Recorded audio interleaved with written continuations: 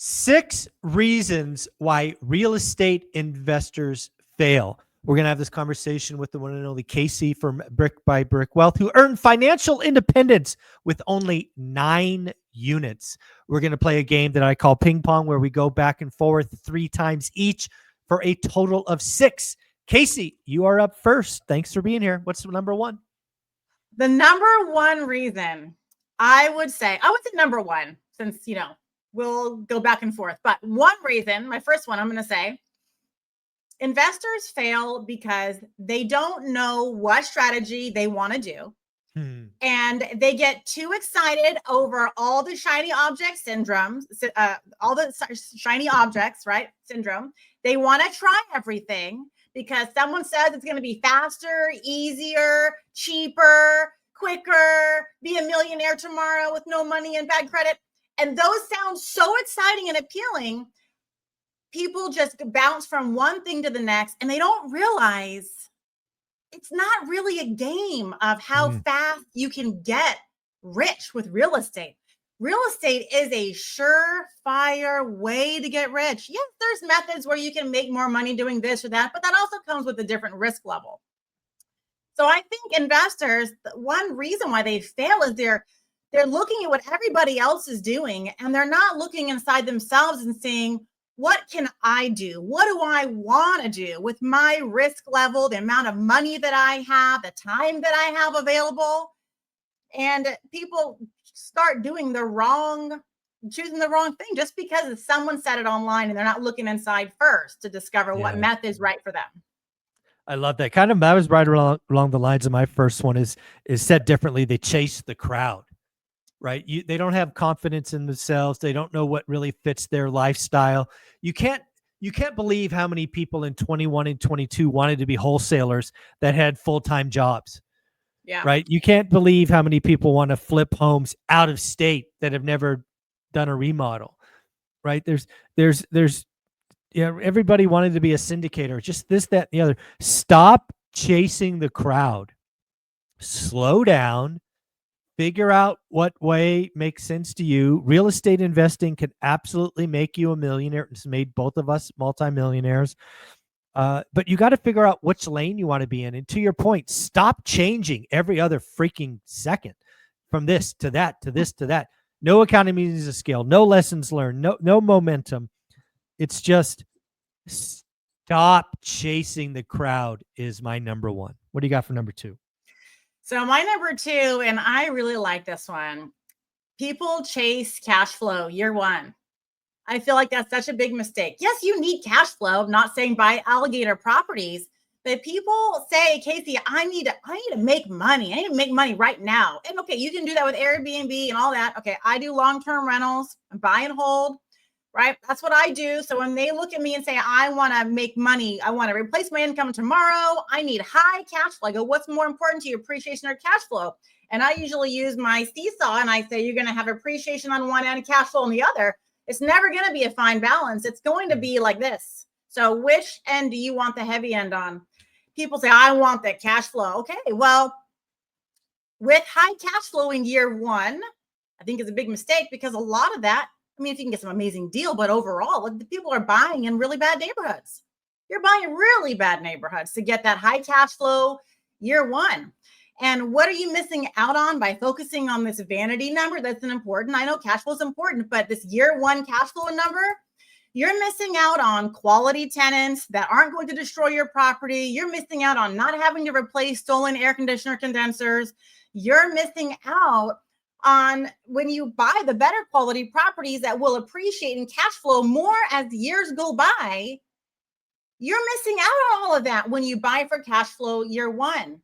So many investors I've talked to on Instagram DMs have a lot of properties and they don't cash flow what I cash flow, but they have way more than me because they bought in the ghetto, whatever. They bought in the hood, and the neighborhoods, they're terrible. Their turnover costs are astronomical. People are breaking the lease left and right, but high cash flow, And so I think you have to take a step back and look at the numbers in a 5 or 10 year even history and say, okay, well, where can I make more money with better quality properties or over time, think of all the expenses that could occur versus the not so great neighborhoods. You may have high cash flow year one, but you're not going to be able to raise the rents as much as you could in the better quality neighborhoods.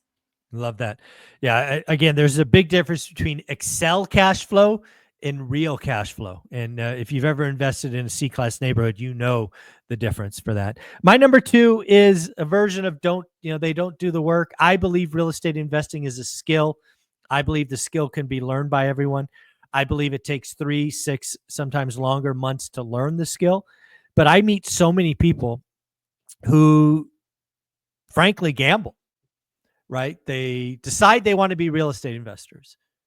They look at 3 houses, they write 2 offers, and they get a deal.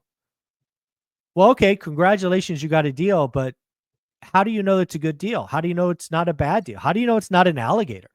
I can't tell you how many people I have met over time who have said something like, I know I'm going to lose money on the first one. I'm going to teach it like my education. I'm like, that is so stupid. What are you doing? Right? It does take focus and discipline. And yeah, I know it's time consuming, but damn it, it is so worth it to understand what an average deal is so you can write good or great offers, or in the year 2025, create your deal of the decade. I just don't understand the mindset of, I don't have time to learn a skill. It's like, what are you doing? Why are you gambling with your hard-earned money? It drives me crazy. Yeah, people, they have no patience. And in this social media world of shorts and quick, visual changes to keep people, everyone's got the attention span of an ant. We need instant gratification. We need right now.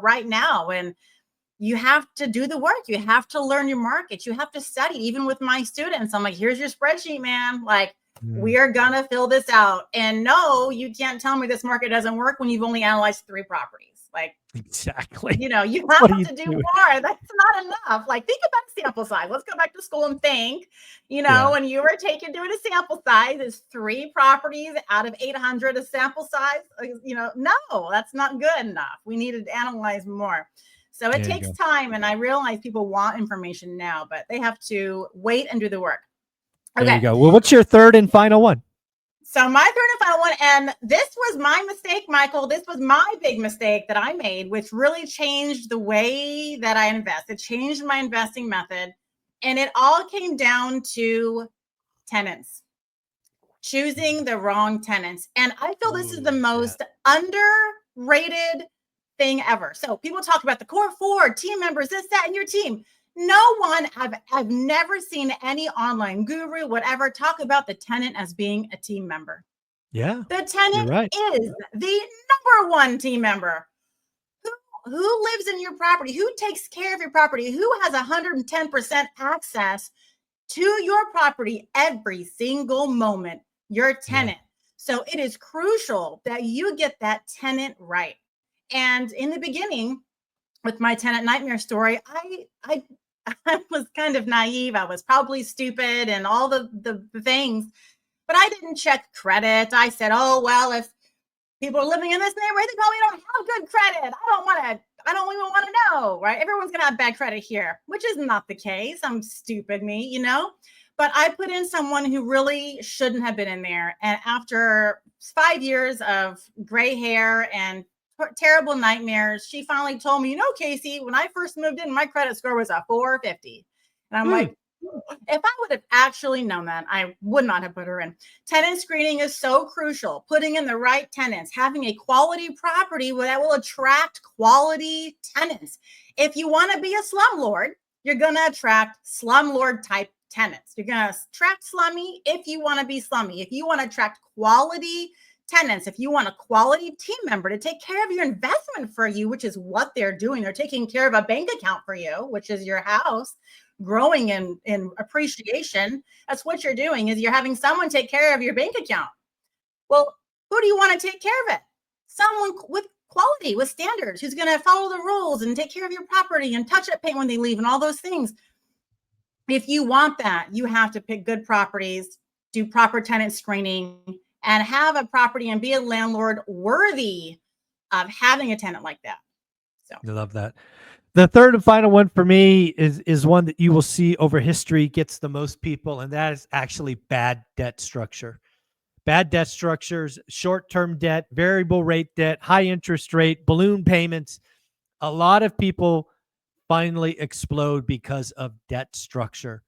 It becomes a forcing event. That is why I always talk about 30-year fixed rate debt. Make sure it cash flows day one. Don't bet on appreciation. There's just a lot of people going to feel this. And unfortunately, that's going to be a lot of people in the commercial multifamily sector getting burned in syndications because they have bad debt structures. They had 3-year interest only debt with maybe 1-year balloons or 1-year buy downs or whatever. And we're going to once again see that bad debt structures will eventually blow up. So again, be careful, folks. That's what happened in the GFC. 50% of loans were adjustable rate mortgages or ARMs, and that led to a catastrophe. Casey, you're amazing. These are fun. What are your closing thoughts, and where can people find you? My closing thoughts are you're going to make mistakes in real estate no matter what. No matter if you're Michael Zuber or Grant Cardone, you are making mistakes at whatever level you are at. So just be prepared. Be financially prepared. Don't go in broke wanting to be an investor. Be financially ready. Have the time. Know your strategy. Learn your market and realize that investing in long-term rentals especially is a long-term game. It's guaranteed wealth at the end. If you just play your cards right, you do the best you can do, and you learn from the small mistakes. Hope you don't make big ones. You can find me on any social media platform. YouTube videos come out Wednesday, Brick by Brick Wealth, and Instagram as well, Brick by Brick Wealth. Thank you so much.